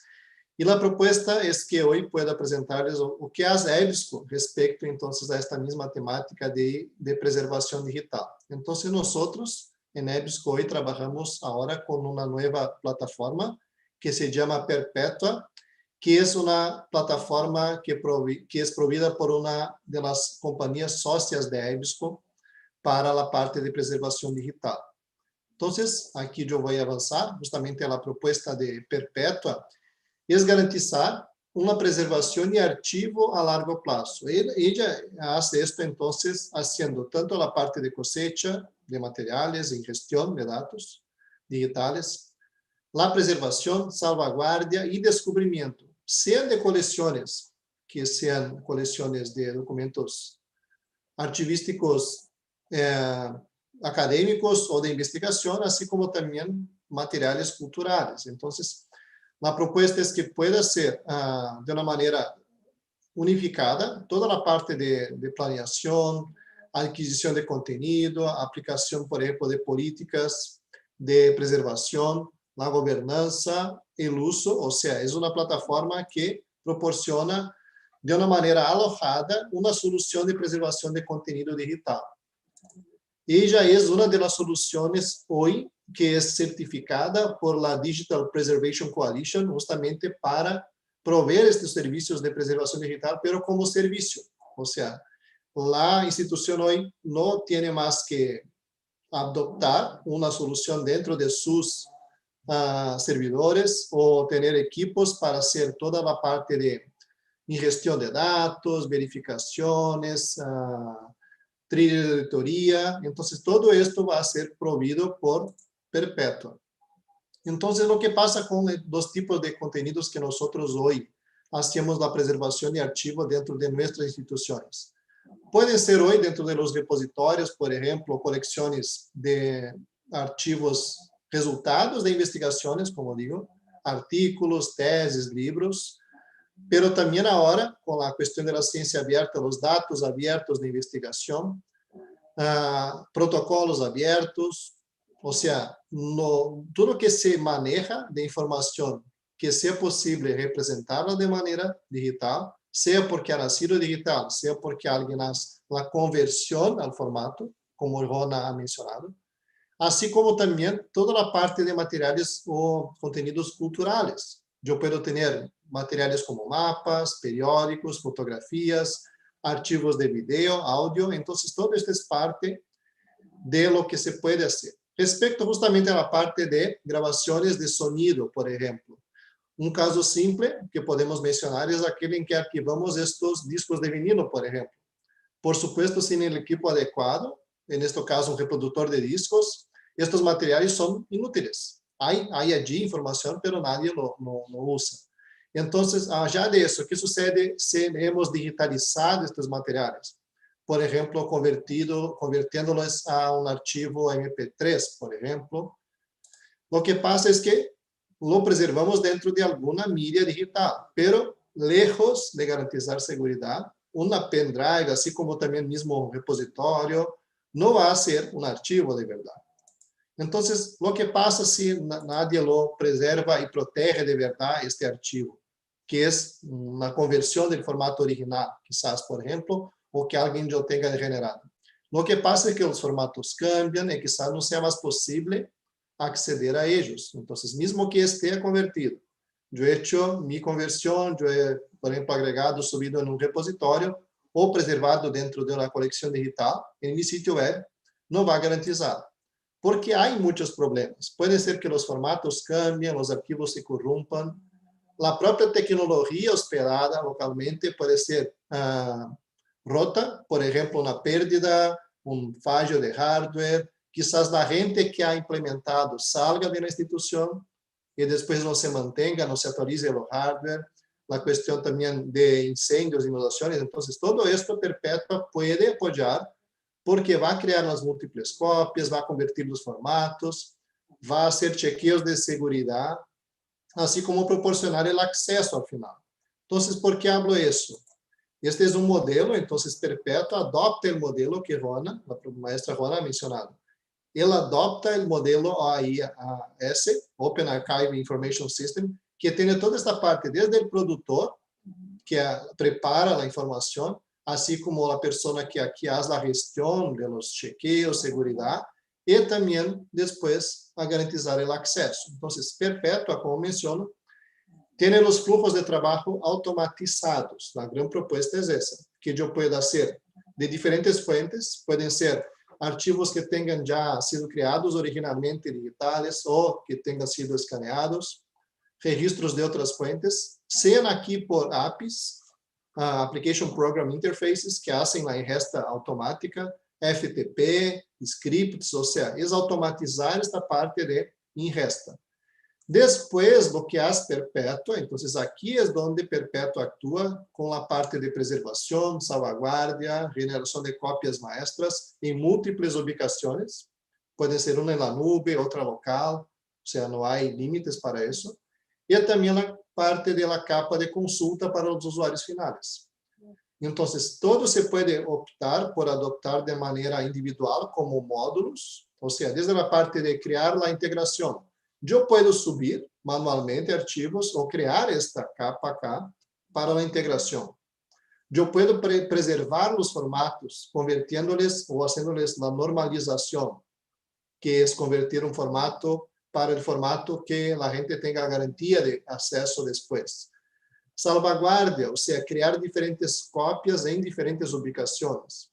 Y así también garantizar el acceso, sea por la interfaz que viene ya con él, que es Atom, Access to Memory, para la parte de búsqueda y acceso, así como también la parte de visualización por un descubridor, por ejemplo, que la biblioteca adopte. Entonces viene ya con un tablero, también esta es una gran diferencia, que permite que el bibliotecario sepa exacto cuáles son las reglas, por ejemplo, de conversión, que saque reportes y que vea el proceso o los flujos de ingestión, criptografía aquí, procesamiento de los metadatos, indexación, preservación, o sea, esto en diferentes ubicaciones. Yo puedo tener acá 1, 2, 3 o cuantas yo quiera para garantizar que las copias y la salvaguardia estén funcionando bien. Cuando se habla de normalización, entonces adoptamos una tabla que va a ser siempre actualizada para los formatos que la gente adopta de verdad. Entonces, si un archivo de audio, por ejemplo, tenga sido creado en Wave, WMA, que es de Microsoft, por ejemplo, se lo va a convertir en 2 nuevos formatos. Un formato que es para preservación, en el caso Wave, que garantiza que integridad total de los datos sonoros, así como el formato para el acceso que va a ser el MP3 hoy, pero si en el futuro eso cambia, se ajusta, y aquí solo para que ustedes vean, es una parte de toda tabla de conversión que Perpetua contiene. Entonces aquí para imágenes, solo para que ustedes vean, yo hago un escaneo original de TIFF y se generan diferentes versiones para que se los vean después preservables y visibles de una manera optimizada, o sea, garantizar que el archivo original esté preservado, así como también que optimice la experiencia de acceso a estos contenidos por parte del usuario. O sea, Perpetua es una opción para las instituciones para tener la preservación digital, pero como un servicio, con un Service Level Agreement, o sea, hay un soporte dedicado para garantizar que todo lo que sea de ingesta, conversión, salvaguardia, se haga durante todo el tiempo. Entonces, controles de fijeza, preservación de formatos, migraciones masivas de metadatos y de datos, por supuesto. Entonces, se crean los paquetes AIP, SIP, DIP, para que todo se mantenga siempre preservado. Entonces, fue una charlita pequeña dentro del periodo de los 10 minutos para que ustedes puedan saber que EBSCO, entonces, ahora, además de contenidos de información, también está operando con esta compañía, en el caso de Archivum, como una solución para preservación digital de estos datos. Pero no solamente de música, por supuesto, sino de todo el tipo que sea necesario. Muchas gracias. Pues muchísimas gracias, muy interesante ver este producto que tienen, este sistema, y sobre todo para esta cuestión de la preservación y de diferentes tipos de documentos, no nada más música, sino bueno, yo me imagino que se pueden preservar fotografías, una serie de documentos valiosos que todos tenemos en nuestras bibliotecas. Muchísimas gracias. Y bueno, pues ya no sé si por ahí hay alguna pregunta para Michel Ángelo. Si me ayudan ahí, no hay en Zoom. Si no, me imagino, sí puso su correo, ¿verdad? No me fijé si al final venía la dirección, sí, ¿verdad? Sí, sí, mviana@ebsco.com. Perfecto. Entonces, pues quien esté interesado, sobre todo en estos temas, en conocer más del sistema y ver cómo se puede preservar y sobre todo, ustedes pudieron ver que ahí se sigue todo el sistema de OAIS, que es desde la generación, desde la creación de un documento, en toda la etapa, en todo el ciclo de vida del documento, hasta el final que uno quiere preservarlo a largo plazo. Entonces, muchas felicidades y bueno, pues ahí todos recuerden que también los que nos están viendo en las redes sociales, pues pueden preguntarle más a Michelangelo más adelante de manera detallada algunas preguntas que les parezcan o necesarias para sus propias instituciones. Muchísimas gracias, Paco, excelente moderación. También, Joana, muchísimas gracias por todo lo que nos veniste el día de hoy a platicar. Y bueno, yo creo que este material es muy valioso para tenerlo. Y recuerden que se quedan todo dentro del YouTube, hasta para consultas. Podrán repasarlo, podrán ver más información ahí. Entonces, nos vemos pronto. Un abrazo a cada uno y los esperamos en los próximos webinarios. Gracias, Joana. Gracias, Paco. Bonita tarde. Nos vemos, Lupita. Muchas gracias a todos los que andan por acá. Bonita tarde. Michelangelo, bye. Chao, chao. Gracias, obrigado. Bye. Chao.